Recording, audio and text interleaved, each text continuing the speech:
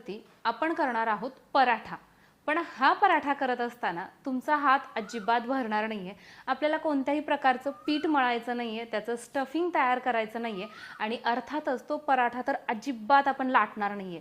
मग पराठा होणार कसा प्रश्न पडला ना, त्याचंच उत्तर तुम्हाला पुढे गेल्यानंतर समजेल। त्यामुळे व्हिडिओ स्किप न करता शेवटपर्यंत बघा आणि हो, बघितल्यानंतर चॅनलला सबस्क्राइब करायला विसरू नका।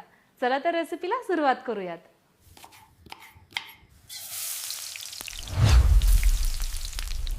सगळ्यात अगोदर इथं आपण 2 उकडलेले बटाटे घेतलेले आहेत आणि याच्यावरची साल काढून घ्यायचे। आपल्याला हा बटाटा खिसून घ्यायचा आहे, हाताने मॅश करून घ्यायचा नाहीये। तर आपल्याला हा बटाटा कंपल्सरी अशा पद्धतीने खिसूनच घ्यायचा आहे या रेसिपीसाठी। हा बटाटा आपल्याला कशामुळे खिसून घ्यायचा आहे हे व्हिडिओमध्ये पुढे गेल्यानंतर तुम्हाला समजेल। आता आपण पराठ्याचं बॅटर तयार करणार आहे। त्यासाठी खिसलेला बटाटा साईडला ठेवून दिलेला आहे। एका बाउलमध्ये 1 कप हे गव्हाचं पीठ स्वच्छ चाळून घेतलेलं, याच्यामध्ये मी थोडासा ओवा टाकून घेतेय। साधारण पाव चमचा ओवा हाताने अशा पद्धतीने क्रश करून टाकून घेतलेला आहे। पाव चमचा धणा पावडर, जिरा पावडर घेतलेली आहे अर्धा छोटा चमचा। त्यानंतर इथं हे चिली फ्लेक्स पूर्णपणे ऑप्शनल आहे, फक्त छान दिसेल यामुळे मी याच्यामध्ये हे टाकलेलं आहे। आलं लसूण आणि कोथिंबीरची पेस्ट 1 छोटा चमचा, थोडीशी हळद, चवीनुसार याच्यामध्ये आपल्याला लाल चटणी टाकायची आहे किंवा तुम्ही हिरवी मिरचीची पेस्ट टाकली तरीही चालेल आणि अर्थातच कोथिंबीर बारीक अशी चिरलेली। यामध्ये आपण चवीनुसार मीठ देखील टाकून घेतोय। आता याचं आपल्याला एक बॅटर तयार करायचं आहे।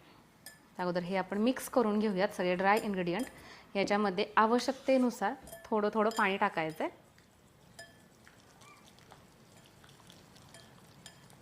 आणि थोडंसं आपल्याला पातळच हे बॅटर हवं आहे। आता इथं तुम्ही बघताय तर आपलं हे जे बॅटर आहे ना, ते अशा पद्धतीचं आपण हे लिक्विडी करून घेतलेलं आहे। यामध्ये आता आपण टाकणार आहोत हा खिसून घेतलेला बटाटा। हा देखील आपण थोडा थोडा करून टाकून घेऊ, म्हणजे 2 बॅचमध्ये टाकतीये हा, म्हणजे व्यवस्थित असं एकत्रित करता येईल। ते इथं बघा आपण सगळा बटाटा टाकून घेतलेला आहे आणि अशा पद्धतीने हे एकत्रित केलेले। तर मला आहे ना हे मिश्रण हलकं असं थोडंसं दाटसर वाटतंय, त्यामुळे थोडं पाणी टाकून घेते आणि याला ॲडजस्ट करते, कारण की हा पराठा आपण तव्यावरती सोडणार आहोत न लाटता।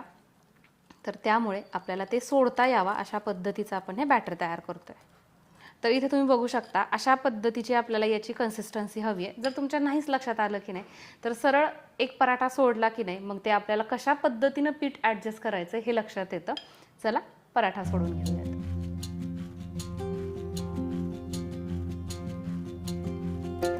गॅसवरती आपण नॉनस्टिकचा पॅन ठेवलेला आहे, याला थोडंसं तेल लावून घेऊयात आणि यावरती आपण हे बॅटर सोडून घेणार आहोत। तर हे बॅटर आपण अशा पद्धतीने सोडून घेतोय आणि खूप जास्त नाही, पण हलकं असं ते पसरवून घ्यायचं आहे की जेणेकरून ते खूप जास्तही जाड होणार नाही।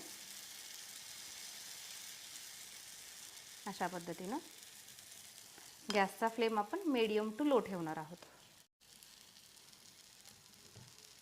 आता या स्टेजला तुमच्या लक्षात आलं असेल की आपण बटाटा कशामुळे खिसलं। जर आपण ते हाताने मॅश केलं असतं ना, तर त्याच्यातल्या ज्या गाठी आहेत ना, त्या इथं अशा पद्धतीने ज्यावेळेस आपण हा पराठा सोडून घेतो तर त्यावेळेस ते बॅटर पसरवताना अडचण येते। सोबतच ज्यावेळेस ते भाजतो की नाही, तर त्यावेळेस सुद्धा कुठेतरी वर कुठेतरी खाली अशा पद्धतीने ते दिसतं।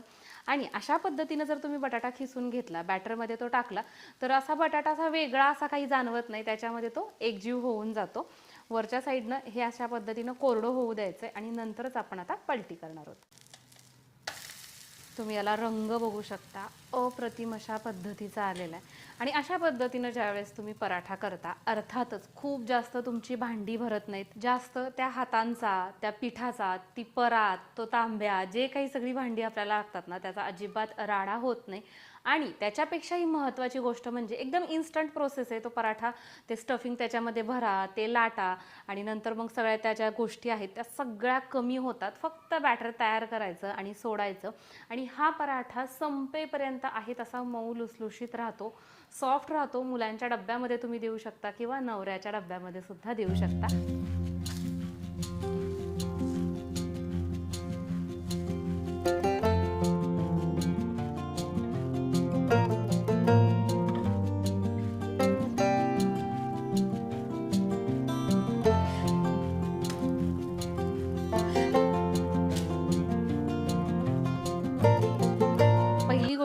तुम्ही इथं बघू शकता, दिसायला अप्रतिम अशा पद्धतीचा दिसतोय. याच्यामध्ये बटाटा आपण खिसून टाकलेला आहे, बॅटरमध्ये मिक्स केलेला आहे, तरीही कोणत्याही प्रकारचा असा आपण चिपचिप किंवा असं स्टिकी म्हणतो ना तशा पद्धतीचा हा पराठा झालेला नाहीये. अगदी कोरडा फट्ट असा हा तयार होतो. शेवटपर्यंत म्हणजे सकाळी तयार केलेला जर तुम्ही डब्यामध्ये वगैरे देणार असताल आणि दुपारी मुलं खाणार असतील तरी सुद्धा हा आहे तसा राहणार आहे. आणि शिवाय याच्यासोबत तुम्हाला दुसरं काही देण्याची आवश्यकता नाहीये. पराठा तुम्हाला तोडून दाखवते. मस्त सॉफ्ट अशा पद्धतीचा हा झालेला आहे. तुमच्या घरातल्यांना 100% हा आवडणार आहे. मी तुमचं काम खूप सोपं केलेलं आहे, त्यामुळे तुम्हाला ही रेसिपी 100% आवडली आहे म्हटल्यानंतर आणि इथपर्यंत तुम्ही हा व्हिडिओ बघितलाय म्हटल्यानंतर व्हिडिओला लाईक करायला काहीच हरकत नाहीये. बरोबर आहे ना? चला तर मग अशाच पद्धतीच्या छान छान रेसिपीज पाहण्यासाठी रेसिपी शो या आपल्या चॅनलला आत्ता सबस्क्राईब करा. परत भेटूयात उद्या एका नवीन रेसिपी सहित. तोपर्यंत टाटा, बाय बाय.